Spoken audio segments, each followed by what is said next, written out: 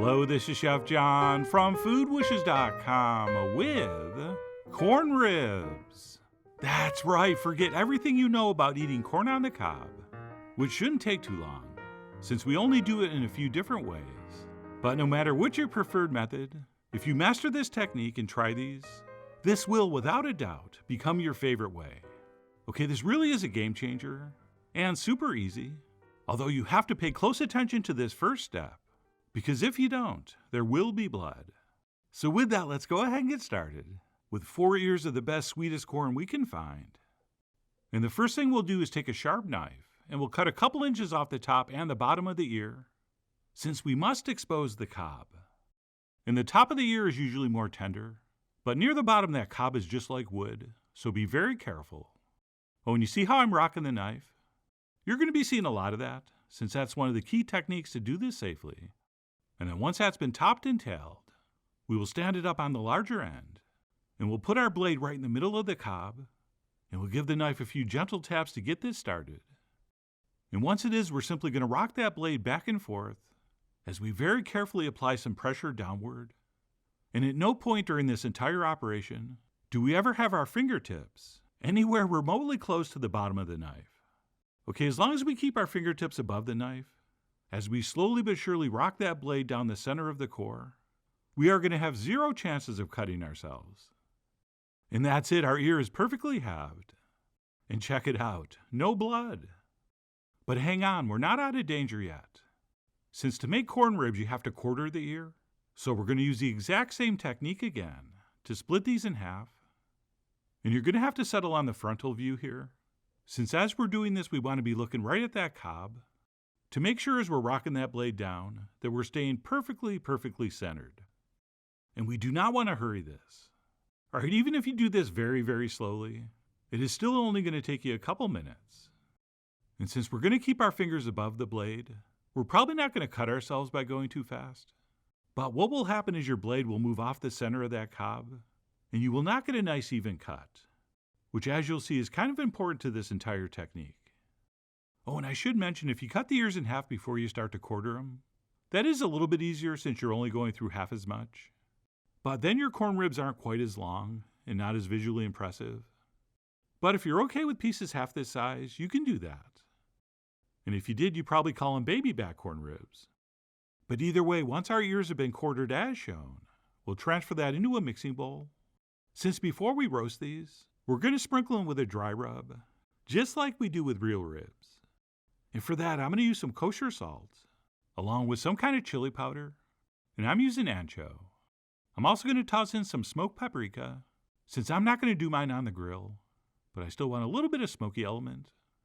We'll also do some freshly ground black pepper, as well as some ground cumin. And then we will finish this up with a little bit of garlic powder, as well as a little bit of onion powder. And then last but never least, a little touch of cayenne. And once all that's in there, we'll simply take a spoon and give it a mix. And it is now ready to season our corn ribs. But before we do, to help it stick on, we're going to drizzle over a little bit of vegetable oil onto the corn. And once we do that, we can grab our spice mix, and we can sprinkle in anywhere between half and 2/3 of the mixture. Okay, I do think we want to save some to sprinkle on later, but we do want to toss this with a generous amount now. So once that's in, we'll take our hands and get in there deep. And we will toss and mix, and occasionally smear, until our corn ribs are as evenly seasoned as possible, at which point we could take these out to the grill and cook them up until they're as caramelized as we want. But I'm not going to grill these. I'm actually going to broil them, which is a fantastic indoor alternative. And to do that, we'll need a foil-lined baking sheet. And then on top of that, I'll roll up 2 other pieces of foil, which are going to help our corn ribs, which are a little bit curved, stay in position so the surface cooks as evenly as possible. And that's it. Once our makeshift corn rib rack is set, we'll go ahead and position our corn on top. And by using those extra pieces of foil, we will have the maximum amount of corn facing the heat, which since we're using a broiler is going to be coming from the top. And because these pieces are curved, if you just put them on a flat pan, they'd lay on their sides, and they would still cook, except all that beautiful charring and caramelization would happen on the sides, and the surface will just not look as good. And then before these go under the broiler, which should already be turned on high, I like to give them one more dusting with our spice mix, which, by the way, is the same thing as a dry rub. So if you have any of that left over from your last barbecue session, feel free to use it here. And that's it. This is now ready to place under our broiler, about 7 or so inches away. And we'll let that broil for about 7 minutes, turning the pan occasionally, at which point our corn ribs are probably going to look something like this. And then what I like to do at this point is reposition them, turning the spots that might not be as cooked as much towards the heat. And then once these have been repositioned, we can toss them back in, and then give them another 5 or 7 minutes, or until they're as cooked and caramelized and possibly charred as we want. And by the way, if the surface of some of the ribs get as dark as you want them to get, you can simply turn those over with the cob side up, or should I say bone side up, so they don't get too dark. Okay, I think we definitely want some charring, but we don't want it to be totally black. And that's it. Once I repositioned, I popped those back in for about 5 or 6 more minutes, turning the pan and ribs as needed. And this is what mine looked like when I decided they were done. And once they are, we can remove the extra foil and then quickly arrange these into a single layer on the pan, which is going to make the final step here a little easier. And that would be to drench these in melted butter, followed by one last sprinkling of our seasoning mix. And by the way, just because I like mine fairly caramelized, doesn't mean you have to cook yours this much. Okay, you can eat fresh sweet corn raw. So once these ribs are hot, which is only going to take a few minutes, they are technically ready to serve. But the further we push it, the sweeter and more smoky it gets. And since we're calling these corn ribs, that's kind of where I want to go. But having said that, make no mistake, these are not called corn ribs because of the taste, but rather because of the appearance and how they eat, which I am just about to get into. So like I said, we'll finish these by brushing on copious amounts of butter, plus as much of that extra seasoned salt as we want, before we dig in. And the genius of this method is that by quartering the ear, we are able to get our teeth all the way around the kernels, which means we can get every kernel off completely and cleanly. Plus, once the kernels are gone, you can suck that sweet buttery cob bone clean, which you can't really do with a full ear of corn at a table without making everybody feel super uncomfortable. But with these, no problem. So that's what I did. And so enthusiastically, I broke it in half.